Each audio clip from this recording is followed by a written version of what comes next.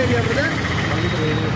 பேரியப்படம். நீங்கள் சொல்லுங்கள் பிரதர், கோயம்புத்தூரில் டிவிகேவா டிஎம்கேவா என்டிகேவா? கோயம்புத்தூரில் எந்த கட்சின்னு சொல்ல முடியாது. இப்போதைக்கு அதிமுக வந்து பலமாக தான் இருக்காங்க. ஆனால் புதுசாக வரணும்னு நினைக்கிறவங்க வந்து நாம் தமிழர் கட்சியை முன்னெடுப்பாங்க. டிவிகேங்கிறது வந்து கோயம்புத்தூரில் புதுசான்னு கிடையாது, அரசியலுக்கே அவங்க புதுசு. அப்படின்ட்டு இருக்கும்போது கொள்கை ரீதியாக வந்து இன்னும் கொஞ்சம் பலப்படுத்தணும். நம்ம என்னென்னா திரும்ப வந்து அவங்களுக்கு குறை சொல்கிறோம் திட்டுறோங்கிறது கிடையாது. இங்கே ஸ்கூல் படிக்கிறவங்க காலேஜ் படிக்கிறவங்க அப்படின்னு பசங்க உள்ளே வரும்போது எங்கள் தலைவனை திட்டினாலே நான் இவனை எதிர்ப்பேன் அப்படிங்கிறது ரொம்ப முக்கியமான விஷயம். ஃபஸ்ட்டு அவர் என்ன சொல்கிறாருன்னு தெரியுங்க. கருத்தியெல்லாம் ஒரு மக்களுக்கு ஒரு தீங்கு செய்கிறாரா, நான் வந்து ஒரு தப்பான வழி நடத்திட்டு போகிறேன் அப்படிங்கிறத அவரை நீங்கள் திட்டுங்க என்ன வேணால் பண்ணுங்க. அப்படி பார்த்தா முதல்ல திரும்பி அவங்க திட்ட வேண்டியது இப்போ ஆட்சியில் இருக்கிறவங்க, முன்னாடி ஆட்சியில் இருந்தவங்க தான். இப்போ என்னென்னா அடுத்தது வந்துட்டு அதிமுக வந்துடும் நாங்கள் வந்து நல்லாட்சி கொடுத்துருவோன்னு சொல்கிறதுக்கு காரணம் முதல்ல அவங்க சிந்திக்கணும். போன 5 வருஷம் அவங்க ஆட்சி ஆண்ட லட்சணத்தினாலதான் இப்போ திமுகவே வந்திருக்கு. அப்போ திரும்பி அடுத்த 5 வருஷத்தில் வந்து நாங்கள் சரி செஞ்சுருவோம்னு சொல்கிறது ரொம்ப ரொம்ப தப்பான விஷயம். அதனால் டிவிகே தொண்டர்கள்னு சொல்கிறது தான் அவங்க ரசிகர்கள் இப்போதைக்கு. அதாவது அவங்க ஒரு சின்ன தவறு செஞ்சாலும் தலைவன்ற முறையில் வந்து அவர் வந்து சரிப்படுத்தணும். ஒரு கருத்து ரீதியாகவும் சரி எதாக இருந்தாலும் சரி, இல்லைப்பா நீங்கள் செய்கிறது தவறு, நம்ம அரசியலுங்கிற ஒரு காலத்துக்குள்ளே வந்துட்டோங்கும் போது இன்னும் ஒன்றா பக்குவமாக எடுத்து நடத்தணுங்கும் போது இவர் என்னன்னா இப்போ நான் சேஃபாக இருந்துக்கிறேன், நீங்கள் என்ன வேணால் அட்டாக் பண்ணுங்க, நான் அமைதியாக இருந்துக்கிறேங்கிறது வந்து இது கூலிப்படம் மாதிரி தான் இருக்குது. இது ரொம்ப ரொம்ப தவறான வழிநடத்தல். அப்படி நம்ம செய்யக்கூடாது. ஆனால் வந்து அங்கேருந்து வந்து டிவிகேலேருந்து வந்து பெருசாக வந்து நாம் தமிழர் கட்சியை வந்து நீங்கள் வந்து எதுவும் பேச தேவை கிடையாது. ஏன்னா அவங்க சரியாக பயன்படுத்துகிறாங்க, அதனால் நீங்கள் பேச தேவை கிடையாது. நீங்கள் வந்து நீங்கள் உங்கள் வேலையை பாருங்கள். அது சீமான் சொன்னதும் அந்த பேரையோ அந்த கட்சியோ எங்கேயோ வந்து தவறாக பயன்படுத்தாதீங்கன்னு விஜய் வந்து சொன்னதாக சொல்கிறாங்க. எப்படி பார்க்குறீங்க? இல்லை பயன்படுத்தாதீங்கன்னு கிடையாது. இப்போ நீங்கள் சரியாக எடுத்துக்கிட்டிங்கன்னா விஜய் அரசியலுக்கு வரணும்னு முடிவு எடுத்ததுக்கு அப்புறமே உண்மையிலே முழுமுதராக உள்ளே வரதுக்கு முன்னாடி கருத்து என்னன்னே தெரியாமல் ஆதரிப்பாங்க. ஏன்னா அவர் ஒரு தமிழருங்கிற முறையில் வரட்டும், தப்பு கிடையாது. ஆனால் வந்து செயல்பாடு மாறணுங்கும் போது எங்களுக்கு கோவம் வரும். நானும் ஒரு தனி கட்சி, நான் தமிழ் தேசியத்தை சொல்கிறேன்னு வேற கொள்கையை வகுத்துனா கூட எதிர்த்து இருப்பாங்களான்னு தெரியல. திராவிடமும் கண்ணுன்னு சொல்லும்போது எங்களுக்கு கோவம் வரும். ஏன்னா அது ஒரு போலி பிம்பம்னு சொல்லிட்டு உடைக்கணும்னு சொல்லிட்டு 10 வருஷம் 15 வருஷம் போராடி களத்தில் நின்று எத்தனையோ வழக்கு வாங்கி தேச துரோக வழக்கெல்லாம் வாங்கின ஒரே கட்சி தலைவர் இவர் தான். அப்படி இருக்கும்போது கடைசியில் திரும்பி நான் தான் வருவேன், இது வந்து திராவிடமும் தான் நம்மளை வாழ வச்சதுன்னு பெரியாரை பற்றியெல்லாம் பேசும்போது இங்கே எத்தனையோ தலைவர்கள் தமிழ்நாட்டில் அவங்க உயிரை விட்டு எல்லாம் தியாகம் பண்ணியிருக்கிறவங்களை விட்டுட்டு திரும்பி பழைய கூட்டையே வந்து உருட்டிகிட்டு இருக்கும்போது இப்போ நம்ம கோவம் வருது. அப்போ நீங்கள் எப்படி பார்க்குறீங்க? ஆனால் சீமான் போராடுனதுக்கு இவ்வளோ நேரத்தில் முதல்வராக வந்திருக்கணும்ல, மக்கள் வந்து அங்கீகரிக்க கட்சியாக மாறிருக்காங்க. இன்னமும் அண்ணனை போராடையே விட்டுக்கிட்டு இருக்கீங்க. அதாவது போராடவே விட்டுருக்கோம் எப்படின்னா பிரச்சனைங்க வரும்போது மட்டும்தான் அவர் அண்ணன் கண்ணுக்கு தெரியாது. இப்போ உடம்பு சரியில்லாத போது மட்டும்தான் நமக்கு மருந்துங்கிற கண்ணுக்கு தெரியுது. மற்றபடி இனிப்பு அது இதுன்னு எல்லாம் சாப்பிட்டுட்டு நல்லா இருக்கேன்னு சாப்பிட்டு உடம்புக்கு கேடுதான் வரும். கசப்பு என்றைக்குமே நமக்கு பிடிக்காது. இந்த மாதிரி தான் இப்போ மக்கள் புரிஞ்சுக்கிறாங்க. ஆனால் எந்த பிரச்சனைனாலுமே முதல்ல போயிட்டு இவரை தான் கூப்பிடுறாங்க. இன்னொன்று இப்போ அதிமுக இது எடப்பாடியார் வந்துட்டு நாங்கள் வந்து தமிழ்நாட்டை மீட்போம், தமிழகத்துக்கு அப்புறம் ஏதோ முழுக்கத்துக்கு முன்னெடுக்கிறாரு. நான் கேட்கறது என்னன்னா, இந்த 4 வருஷம் எங்கே இருந்தார்? எதிர்கட்சி தலைவராக இருக்க வேண்டிய இடத்துல நின்று கேள்வி கேட்க வேண்டிய எல்லாத்தையுமே சீமான் அவர்கள் எதிர்த்து கேட்டார். ஆனால் வாக்கு சதவீதத்தில் மட்டும்தான் அவர் எதிர்கட்சி இருந்தாரே தவிர களத்தில் எதிர்கட்சியாக இல்லை. இப்போ 4 வருஷம் கழித்து திரும்ப எலெக்ஷன் நேரத்தில் வந்துட்டு நான் வந்து பண்ணுறேன் பிடிக்கிறேன்னு சொல்லிட்டு பேசும்போது இதை மக்கள் கேட்கணும். இந்த 4 வருஷம் நாங்கள் போராடும்போது நீங்கள் எங்கே போனீங்கன்னு கேட்டாலே இங்கே சரியாயிடும்.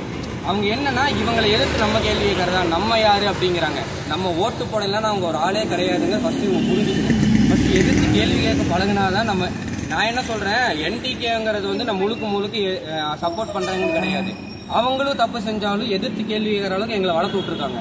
அவங்க சரியில்லைனாலும் அவங்களே நாளைக்கு இறக்க தான் போறோம். அந்த புரிதல் ஏன் இவங்களுக்கு இல்லை? இந்த கட்சிக்காரங்களும் அதுல இளைஞர்கள் தான் எல்லாருமே இருக்காங்க. நீங்க தவறா, ஏன்னா கேள்வி கேட்க தான் பயம் வந்துச்சுன்னா தான் சரிப்படுத்துவாங்க. அடுத்த ஆள் இல்லடா நம்ம 5 ஆண்டு சரியா பண்ணலன்னா அடுத்து இறக்கிடுவாங்கும் போதான் பயத்துல நல்லது செய்வாங்க. நம்ம அப்படியாச்சும் பண்ணணுமே. என்ன பண்ணாலும் முட்டு கொடுத்துட்டே இருந்தோம்னா சரி வராது. நாளைக்கு அவங்க வீட்டில் ஒரு சாவு விழுகும் போதுதான் அவன் பிள்ளைங்க தழுதலையாக போகும்போது அந்த வழி தெரியும். அது வந்து நம்ம கத்துறோம் பிடிக்கிறோம், அது வந்துடக்கூடாதுன்னு இவ்வளோ கத்துறோம், அது அவங்களுக்கு புரிய மாட்டேங்குது. இன்னொன்று இந்த பெரிய கட்சிகள் சொல்கிற அதிமுக திமுக வந்து ஆண்டிருக்காங்க. ஆனால் முன்னாடி இருந்தவங்க இப்போ நீங்கள் எடுத்துக்கோங்களேன், அதாவது கொஞ்சம் வயதில் மூத்தவர்கள் 40 வயதுக்கு மேலே உள்ளவங்க தான் இப்போ வரைக்கும் யங்ஸ்டர்ஸ் எல்லாம் மோஸ்ட்டாக வெளியே வந்துட்டாங்க. ஏன்னா அவங்களுக்கு தெரிஞ்சு போச்சு அந்த பேர் இருக்கிற வரைக்கும் ஓட்டிக்கலாங்கிற சப்போர்ட்டுக்காக இவர் பேரை சொன்னால் நம்ம குழச்சிக்கலாம் 4 காசு பார்த்துக்கலான்னு இருப்பாங்களே தவிர நம்ம போனால் நாயை கூட மதிக்க மாட்டாங்க. ஆனால் புதுசாக வர நீங்கள் டிவிக்கு கூட எடுத்துக்கோங்களேன், அது வந்து எப்படின்னா புதுசாக வரும்போது ஜெயிக்கிறங்கும்போது தேவைப்படுது, ஜெயிச்சதுக்கப்புறம் திரும்பி பார்ப்பாங்களாங்கிறது கிடையாது. நம்ம என்னன்னா அவங்களுக்கு ஒரு வாய்ப்பு கொடுங்க, பிரச்சனை இல்லை. இப்போ தான் வந்திருக்காங்க, 10 ஆண்டு போராடினவங்களுக்கு ஒரு வாய்ப்பு கொடுங்க. அவங்க சரியில்லையா அவங்கள இறக்கிவிட்டு அடுத்த 5 ஆண்டு கொடுங்க. எடுத்தாமே வந்துட்டாரு பிடிச்சிட்டாருங்கும் போது ஓப்பனாக சொல்ல போனால் இவங்களை ப்ரொமோட் பண்ணுறது எனக்கு தெரிஞ்ச டிஎம்கேவாக தான் இருக்குது. ஏன்னா எந்த ஒரு நியூஸ் சேனல்லையும் சரி எதுலேயுமே சரி இவங்க தேர்தலில் நிற்கிறாங்கன்னு கூட சரிப்படுத்த மாட்டா, இது ப்ரீ பிளான்டாக வந்து புறக்கணிக்கிறாங்க. ஏன்னா அவங்களுக்கு தெரிஞ்சு போச்சு, வளர்ந்துகிட்டே இருக்காங்க, எந்த ஊடகமே காட்டுறதில்ல. யூடியூப் சேனல் இல்லைன்னா இந்த 10 ஆண்டு காலம் அவங்க செஞ்ச கலப்பணி எதுவுமே தெரிஞ்சிருக்காது. அப்படி இருக்கும்போது நம்மளே ஊடகமாக மாதிரி நம்மளே போராட்டமாக எல்லாமே நம்மளே செஞ்சு 8% வாக்குன்னு வந்திருக்கு. இதுவே மீடியா தெரிஞ்சதுன்னா இன்னுமே கூடும், கண்டிப்பாக கூடாமல் போகாது. அதனால் என்னென்னா மக்கள் வந்து கொஞ்சம் தேடணும், அவ்வளோதான். இன்னொன்று, ஒரு புதுசாக ஒரு கட்சி வராங்க, இப்போ டிவிகே வராங்க, டிஎம்கே வராங்கன்னா திரும்பவும் நீங்கள் கேளுங்க, வீட்டுக்கு வாக்கு கேட்டு வராங்கன்னா 5 ஆண்டு காலம் நீங்கள் என்ன செஞ்சுட்டீங்கன்னு திரும்பி நாங்கள் ஓட்டு போட்டு நீங்கள் கேட்டால் தான் ஆகும். கேட்கலன்னு எங்கள் ஒன்றும் கிடையாது. நாங்கள் வந்துட்டு நீங்கள் வந்து என்ன செய்வீங்கன்னு கேட்குறதே ஃபஸ்ட்டு தப்பு. வாய்ப்பு கொடுத்தா தான் எதுவுமே நாங்கள் ப்ரூவ் பண்ண முடியும். வராமே நீ என்ன செஞ்சிருக்க அதெல்லாம் நீ ஒன்றும் பண்ண முடியாது, எப்படி பண்ண முடியும்? வாய்ப்பு கொடுத்துட்டு நீங்கள் சொல்லுங்கள், தப்பாக இருங்க இறக்கி விடுங்க, என்னென்ன பேச்சு பேசினா நீங்கள் நிற்க வச்சு கேளுங்க, நாங்கள் பதில் சொல்கிறது தயாராக இருக்கோம். இப்போது அவர் வேட்பாளராக நிற்கிறா, அவர் முதல்வர் வேட்பாளர்னா அது கிடையாது. இப்போ அவர் சார்பாக நான் நிற்கிறேன்ல, எங்கிட்ட என்ன கேள்வி கேட்டாலும் நான் பதில் சொல்கிறது ரெடியாக இருக்கேன். ஆனால் முதல்வர் வேட்பாளரான விஜய்கிட்ட நீங்கள் கேள்வி கேட்டீங்கனாலே ஒரு A4 சீட்டெல்லாம் படிக்க தெரிய மாட்டேங்குது. தவறு சொல்ல தெரிஞ்சுக்கோங்க, அதை வந்து மேம்படுத்துங்க. சின்ன பசங்களை வந்து அவர் வேற மாதிரி பயன்படுத்திட்டு இருக்காரு, அது தப்புன்னா தப்புன்னு சொல்லி பழகுங்க. அதுக்கப்புறம் நீங்கள் வாங்க, என்ன வேணால் பண்ணுங்கள், நல்லது பண்ணுங்கள். போராடுறதுக்கு நிறைய கட்சிகள் இங்கே தேவை இருக்குது, அதெல்லாம் தப்பே சொல்ல வரல. நம்மளை சரிப்படுத்திட்டு இது பண்ணுங்க. நான் சேஃபாக இருந்துக்கிறேன், எங்கள் ஒரு கூட்டத்துக்கு பின்னாடி நான் எங்கேயோ சேஃபாக கேம் அடிக்கிறேன்னு அதை பண்ணாதீங்க.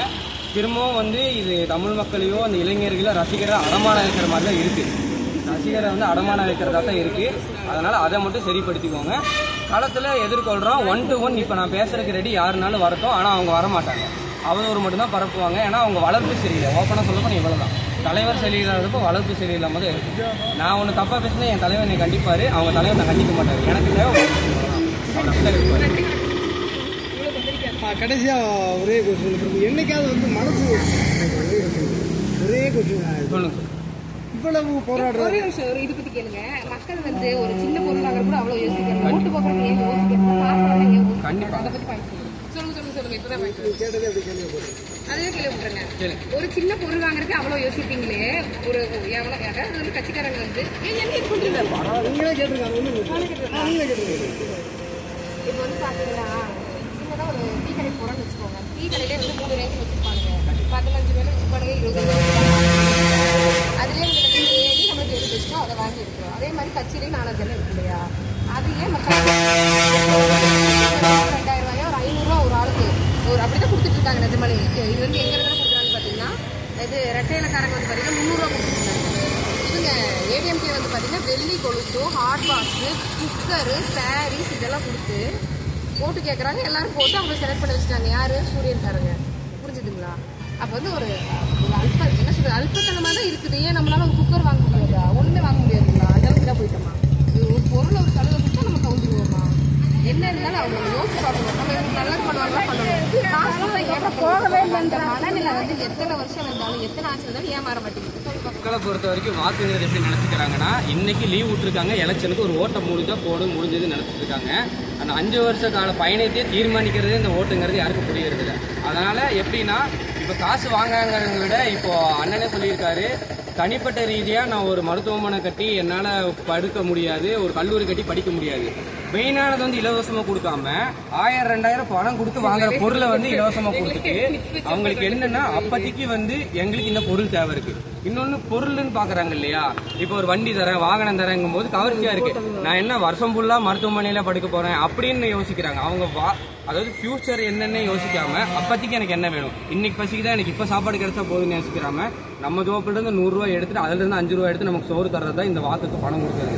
ஓப்பனாக சொல்ல போனால் அவங்க வந்து அந்த ஒரு நாள் நம்ம போட்டுருந்தா நம்ம கடமை முடிஞ்சுதான்னு நினைக்காம, நம்ம இது ஓட்டு போடுறோம் பார்த்து போடணும், போடலைன்னா 5 ஆண்டு காலமே நம்ம ஒரு தவறு செஞ்சுட்டோம்னு அவங்களுக்கு வந்து உறுத்தல் இருக்கணும். அந்த மாதிரி இருக்கிறவங்க சிந்திச்சு ஓட்டு போடுவாங்க. நம்ம தான் கொண்டு வந்தோம், ஏதோ ஒரு மூலையில யாரோ ஒருத்தர் சாகுறாங்க அப்படின்னா நம்ம போட்ட ஓட்டம் காரணம் என்னைக்கு நினைக்கிறாங்களோ அன்னைக்கு தான் அவங்க வந்து நல்லவங்களா பார்த்து தேர்ந்தெடுப்பாங்க. நம்பிக்கையின் பேர்ல தான் நல்லவங்க நம்ம சொல்ல வரோம். போடட்டும், தப்பா இருந்தா அவங்களே இறக்கட்டும். நம்ம எல்லாருமே புரிதல்லாம் சொல்ல வரோம். போடுங்க, வாய்ப்பு கொடுங்க. தப்புன்னு திரும்பி ஒரு வாட்டி அடிபட்டுட்டோம், சுத்தாது. திரும்பி விரல விட்டுட்டு நம்ம யாரையுமே குறை சொல்ல முடியாது. நம்ம விரல எடுத்து நம்மளே குத்திக்கிற காரணத்தை தான் நீங்க திரும்ப இதுக்கு போடாதீங்க. பார்த்து போட்டுட்டீங்க, தவறு செஞ்சுட்டோம், புரியுது, அடுத்தது மாறுங்க. புதுசா போடுங்க, வாய்ப்பு கொடுங்க. தப்பாக மாத்திக்கிட்டே இருந்தீங்கன்னா தான் யாருமே நிரந்தரங்கிற பேச்சை எடுக்க மாட்டாங்க. இவங்கெல்லாம் வேற மாதிரி பேசிட்டு இருக்காங்க, நிரந்தர முதல்வன்னு பேசிட்டு இருக்காங்க. அப்படிலாம் கிடையாது.